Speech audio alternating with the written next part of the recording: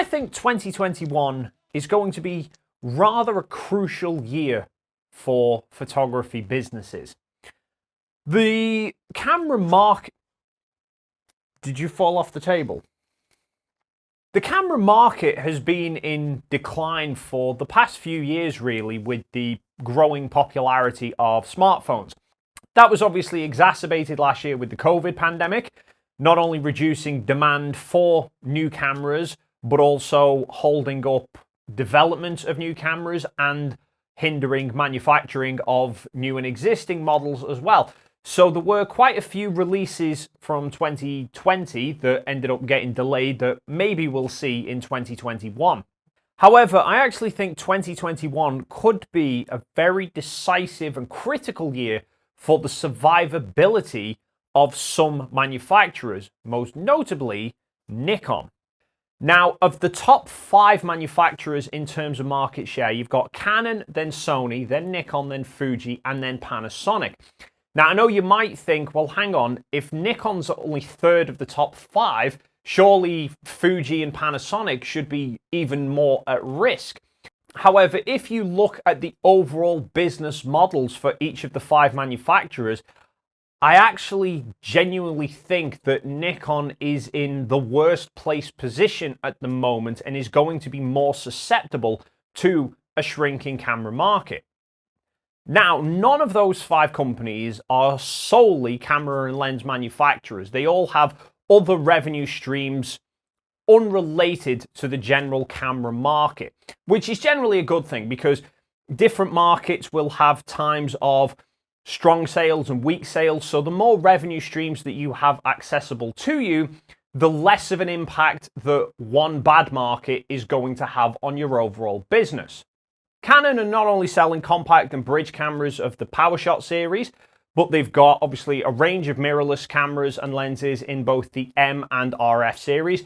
They're still producing and selling DSLR cameras and lenses as well. They've then got an entire professional cinema line, which isn't going to be remotely affected by smartphone sales, and consumer level camcorders as well.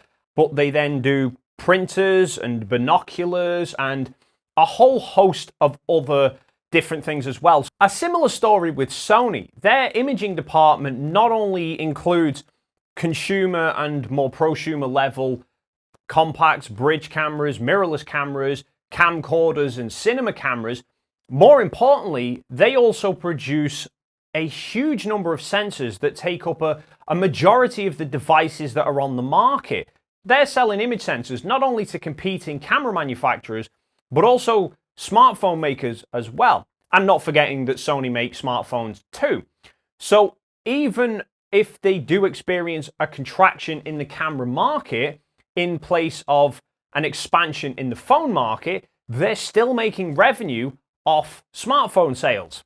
Okay, obviously they're not going to make quite as much money selling one small camera sensor for a smartphone user as they would selling that same person an A7 mirrorless camera and a fleet of lenses to go with it, but anything's better than a kick in the balls. Except maybe being tasered there. In fact, I believe for the last fiscal year, Sony's imaging department was the only one of the main camera manufacturers to actually have an increase in profit over previous years. Pretty much everyone else saw a reduction. And that's obviously just their imaging department. Sony as a whole, you've got not only smartphones, but PlayStations, TVs, they create films, they create music, they sell stereo systems, music devices. They sell in all sorts.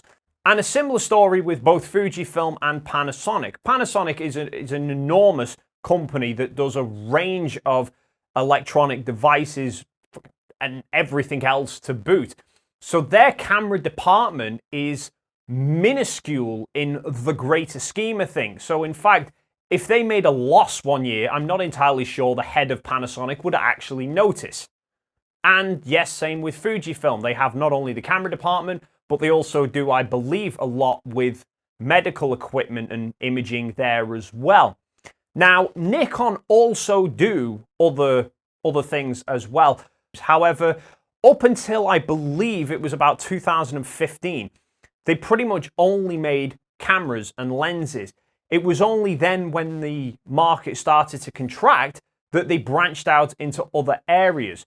And I think they do some work with medical equipment, but their biggest other revenue stream aside from cameras is making flat displays for industrial machines and whatever else. Now, in Nikon's latest financial reports, they had a huge loss in revenue from their camera department. So presumably, the previous full fiscal year, their camera department was the big earner for the company as a whole. That's seen a massive reduction in revenue and subsequent profit, to the point now that their camera department revenue is only about equal to their imaging displays section as well. So the whole company has had a massive contraction, and having the camera department as the main source of revenue in a market that is shrinking makes the company highly volatile. And as such, in such a situation, there's only a few different approaches you can take. The first is to try and cut your spending, which is making cutbacks and reducing staff and trying to make everything more efficient, which they are already doing. But that doesn't solve the problem that the market is still shrinking and their position compared to the competitors is falling more and more backwards. So the only two real ways out of it are either cut your losses and run, or you do something to try and claw back as much market share off your competitors as you possibly can. And the only way to do that is to give people something that the competitors aren't offering. And then this is where we have another roadblock for Nikon in terms of what they're offering compared to the competition. And I don't just mean how a particular model compares to a competitor's particular model.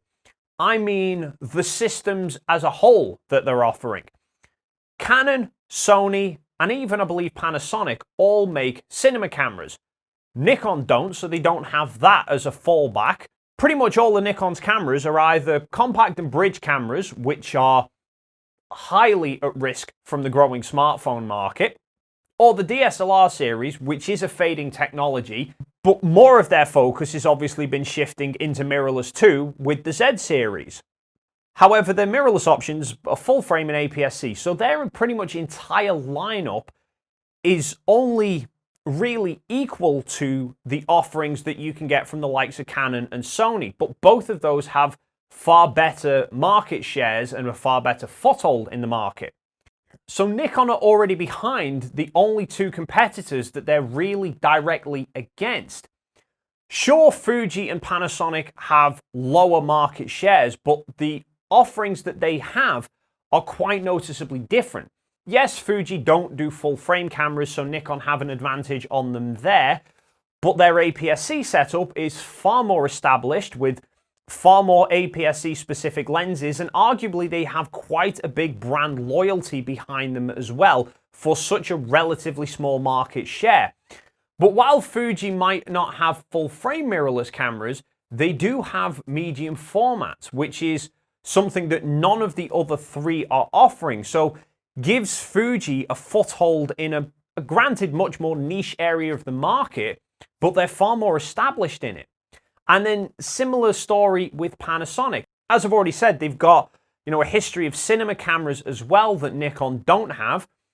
They've only just started to move into the full frame market, which is going to be a potential risk to Nikon. And they don't have APS-C, but they do have micro four thirds.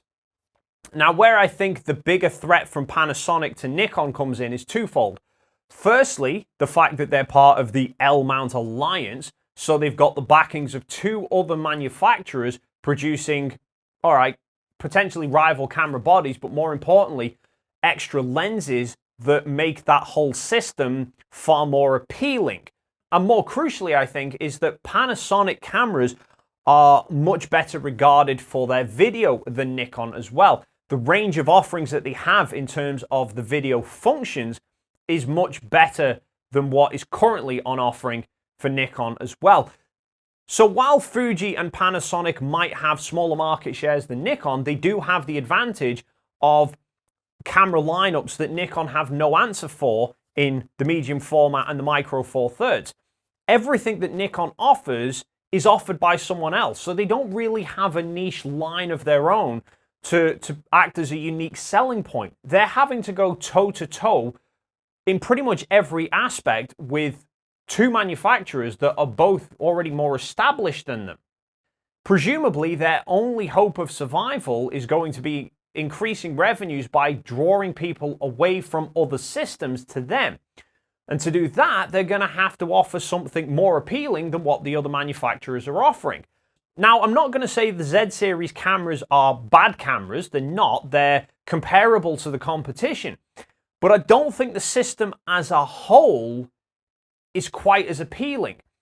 The lenses, given the price point, it's not exactly the best way of going about getting out of a struggling situation. I'm obviously not saying they're bad lenses. From what I've seen, they are very good optical performing lenses, but it's just one of those that they're far less appealing to people on the outside looking in when they're that highly priced.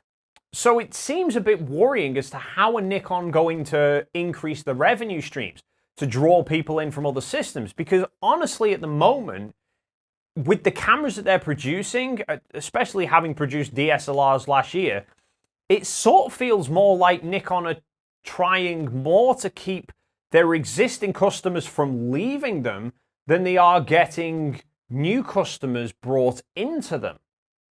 I can think of two options for them. The first would be to bring out a camera body really surpassing anything we've seen before. You know, like a new Z series camera that just pisses all over anything from Canon or Sony. That would draw potentially some people into the Z system if the camera was good enough, and that would then get people to invest in the lenses. And once they're invested in the lenses, it's much harder to get people to leave a system. The second option would arguably be to try and rely on some third-party manufacturers. And I say this because Sony own a sizable stake in Tamron, so as I've alluded to before, I have a sneaking suspicion that the reason we don't see Tamron lenses coming out for other mirrorless competitors is because they're basically making them exclusively for Sony, because Sony's dictating what they do. And then, as I said before, with Panasonic, they're part of the L-mount alliance, so they've got Sigma on hand as well. And quite a lot of the third-party lenses made for Sony E-mounts from other manufacturers, apart from Tamron, are actually available as well on Fuji X-mount. So there's quite a range of third-party lenses for Fuji. There's very few for Nikon. Now, I don't know, maybe this is design constraints, or maybe it's licensing problems that Nikon are making it harder for third-party manufacturers to produce lenses for their system. I don't know. But I definitely think it would be worthwhile for them to get a third-party manufacturer, and there's an ever-growing number of third-party manufacturers producing lenses now. I mean, hell, there's leaks of Nissi producing a wide-angle lens. Nissi, for God's sake, they make filter systems, and now they're producing lenses as well. But if Nikon could bring on board some third-party manufacturers, maybe on an exclusive basis to make lenses for their system, that means that they've got an expanded lens lineup without the need of the R&D and the manufacturing costs to go with it, and it's going to make the system more appealing to try and bring in more people. But who knows? We will wait and see what 2021 has in store, but those are just my thoughts and opinions. I think unless Nikon can pull something big out of the bag this year, the financial turmoils of a shrinking market and shrinking revenue streams might spell serious problems for them moving forward. But what do you make of the whole situation? What do you think Nikon should do, if anything at all? Leave your thoughts and comments in the box down below. While you're down there, if you enjoyed this video and you haven't already, please consider hitting the like and subscribe button, and then hopefully we'll see you in the next video.